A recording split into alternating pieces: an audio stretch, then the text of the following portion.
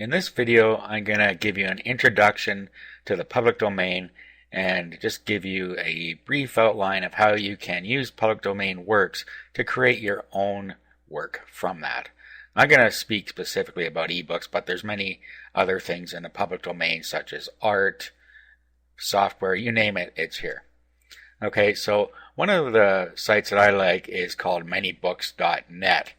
It has actually taken a lot of the things from Project Gutenberg, which is the main source of public domain works, and it's made them a little easier to navigate through.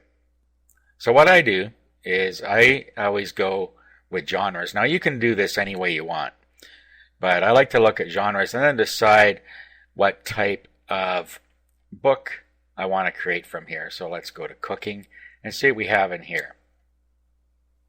Okay, so you can look through these until you find something that looks interesting to you and that you might want to create a product from. Okay, so let's say we were going to create a vegetarian cookbook.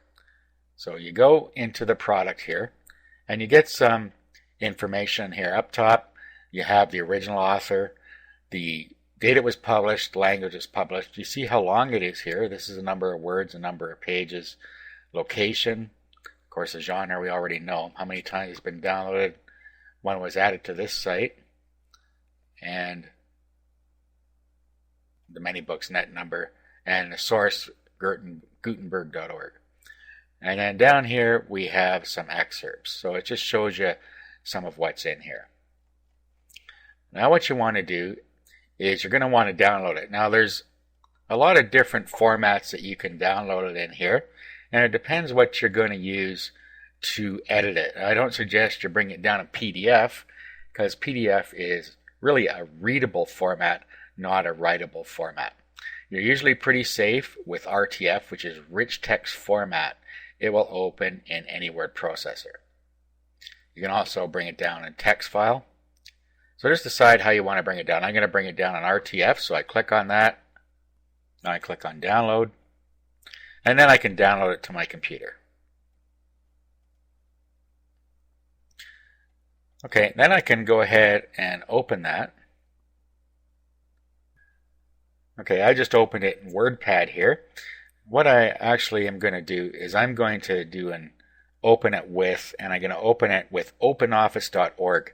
If you don't have a word processor that will create PDF files for you, you can download for free a program called OpenOffice. Just go to openoffice.org and download it, and then open it with the writer. So I'm just going to open this with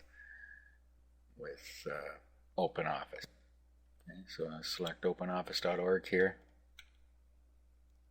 I'll open it up.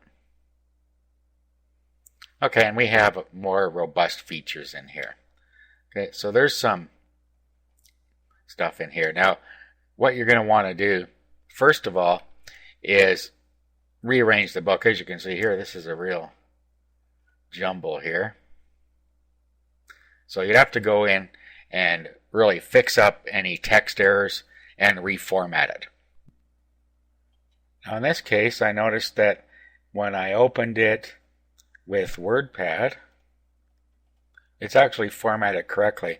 So what you might want to do is just save it in WordPad and then reopen it. So what we'll do here is we'll just save as, and then we'll just give it a different title here. So let's call it Cookbook.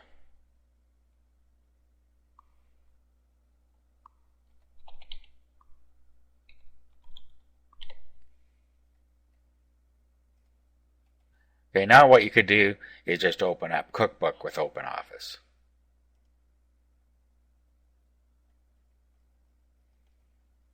Okay, and as you can see, it has straightened out the formatting for us. So then we could continue with editing the ebook. Okay, so what you're going to want to do at this point is go through it, see if there's anything that you want to change. There likely is.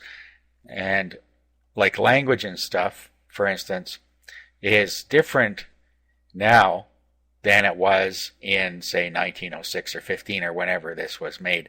So conversational language has changed since then. So you're probably going to want to go through, read this, and change anything to make it more modern. You also decide what content you want to put in here, any other changes you want to make. Then, of course, what you're going to want to do is have some graphics created. Okay, the graphics, you can put pictures in with the recipes, for instance. Need a graphic for the book, and you're going to need a graphic for the website you're going to sell it off, if you are in fact going to sell it off a website. And then, of course, you're going to need to make a table of contents. And once you've done that, what you're going to want to do is export it as a PDF file. So you do File, do Export as PDF, and then when you click Export, you'll have a PDF ready to sell.